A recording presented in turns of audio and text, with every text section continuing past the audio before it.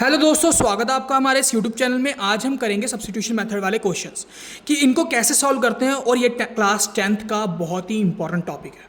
समझ गए? इसके बाद में कोई क्वेश्चन होता ही नहीं अगर ये ना समझ आए तो पहले इसको ध्यान से देखते हैं। सब्स्टिट्यूशन का मतलब होता है सब्स्टिट्यूट करना। मतलब हमें दिख रहा है कि एक नंबर ये है और एक पेयर क्वाड्रेटिक इक्वेशन ये है, तो पहले ये देखना आप किसको निगलेक्ट करना चाहते हो। अब देखिए, मेरे पास ये इक्वेशन 1 है और ये इक्वेशन 2 है। मैं लेट कर रहा हूँ, लेट द टेकिंग इक्वेशन 2। ठीक है, अब इक्वेशन 2 उठा रहे हैं तो मतलब x minus y is equal to 4। इसको मैं ऐसे लिख सकता हूँ, x is equal to 4 plus y. मुझे एक की वैल्यू ऐसे लिखनी ही पड़ेगी। लिख दिया। अब ये 3 हो गई इक्वेशन मेरी। ये 3 इक्वेशन को मैं किस में पुट करूँगा? 1 इक्वेशन में। सब्स्टिट्यूशन में यही होता है। ठीक है, थर्ड इक्वेशन को मैं किस में पुट करूँगा? 1 में। तो हमारे पास x की वैल्यू क्या है? 4 प्लस वाई। तो यहाँ पर x की वैल्यू की जगह पे क्या आ जाएगा? 4 प्लस तो y। तो हमारे पास क्या आ गया? 4 plus y is equal to 14। देखिए, x plus y is equal to 14 था ना। अब x की जगह पे क्या आ गया? 4 प्लस वाई। बाकी सेम टू सेम उतारा है। ठीक है, अब देखिए 4 plus y is equal to 14। तो अब y प्लस वाई मतलब y के आगे कौन सा नंबर है? 1, और y के आगे कौन सा है? 1। 1 प्लस 1 कितना हुआ? 2।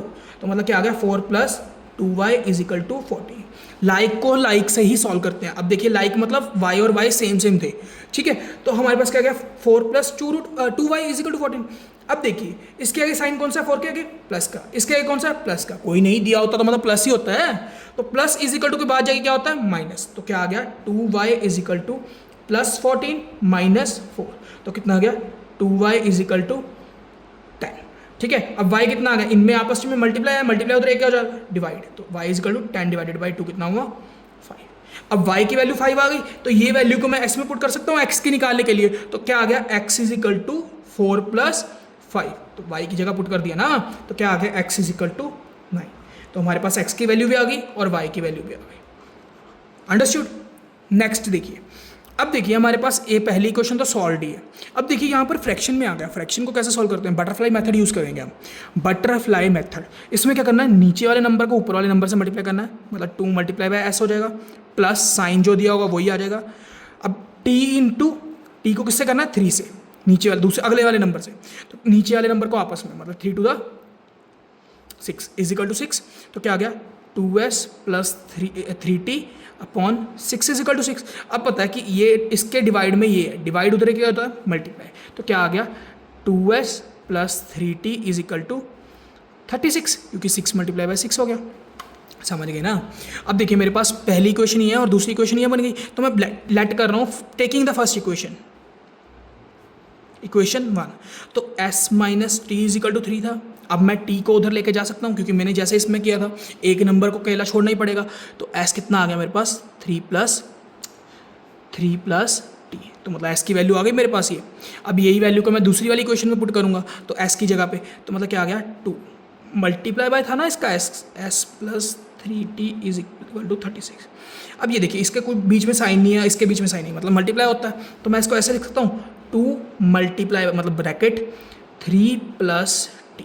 एस की जगह पे मैंने क्या किया? 3 प्लस टी प्लस अब 3t is equal to 36। Simple. देखिए, मैंने एस की जगह पे ये पुट किया, ये वाली चीज़। बाकी सारा 2 का 2 वैसे ही आ रहा है, प्लस का प्लस वैसे ही आ रहा है, 3 का 3 वैसे ही आ रहा है, टी का टी वैसे आ रहा है, इज इक्वल टू का इज इक्वल टू, 36 का 36। समझ गए? तो अब देखिए मेरे पास क्या आ गया? 3 plus t, sorry 3 plus t plus 3t is equal to 36।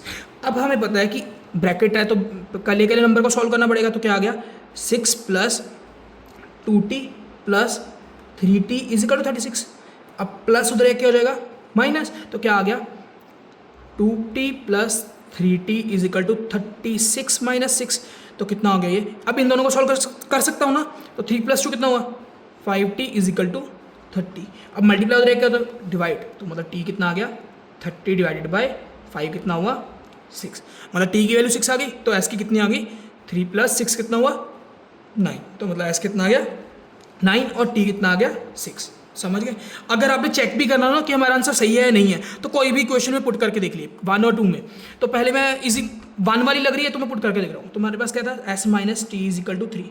तो पुट करिए, 9 माइनस 6 इज इक्वल टू 3 आ रहा है। हाँ, तो हमारा आंसर बिल्कुल सही है। समझ गए? अब लास्ट क्वेश्चन रह गया, उसको देखते हैं। ठीक है, ये वाला क्वेश्चन, इसमें अब इन्होंने क्या दिया हुआ, सॉरी क्वेश्चन थोड़ा सा गलत डाल दिया, लिख दिया, ठीक है। अब ये 1 इक्वेशन हो गई और ये 2, समझिए।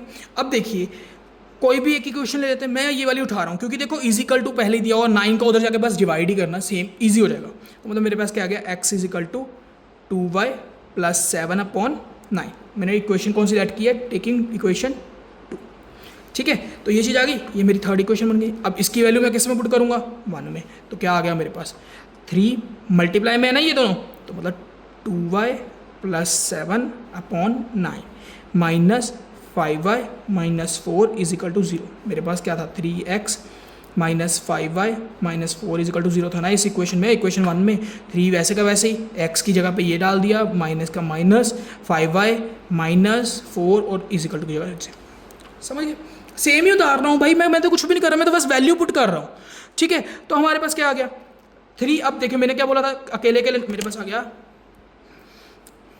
पास आ गया 3 2y plus 7/9 plus minus 5y minus 4 is equal to 0। अब सभी को मल्टीप्लाई करो 3 से, तो ऊपर वाले नंबर को ही, नीचे वाले में 1 है तो 1 को ही करना है, कुछ मतलब नीचे कुछ नहीं ना दिया था तो इसका मतलब 1 होगा, तो 1 को 9 से करना, ठीक है। ऊपर वाले number 6y plus 21/9 minus 5y minus 4 is equal to 0। से ब्रैकेट वाले नंबर्स को ही करते हैं मल्टीप्लाई, बाहर वाले नंबर्स को नहीं छेड़ना।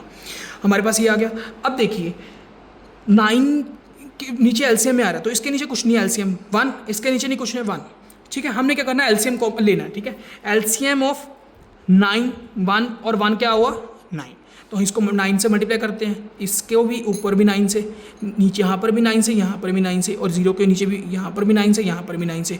तो कितना आ गया मेरे पास आंसर, 6y प्लस 21 अपॉन पूरे के नीचे 9 minus 45y minus 36 is equal to 0, ठीक है। तो हमारे पास अब देखिए y वाले नंबर्स को एक बार ही सॉल्व करते हैं और सिंपल नंबर्स को, मतलब 6y minus 45y plus 21 minus 36 is equal to, ये 9 को उधर लेके जाके मल्टीप्लाई कर दूं तो 0 मल्टीप्लाई बाय 9 हो जाएगा, ठीक है।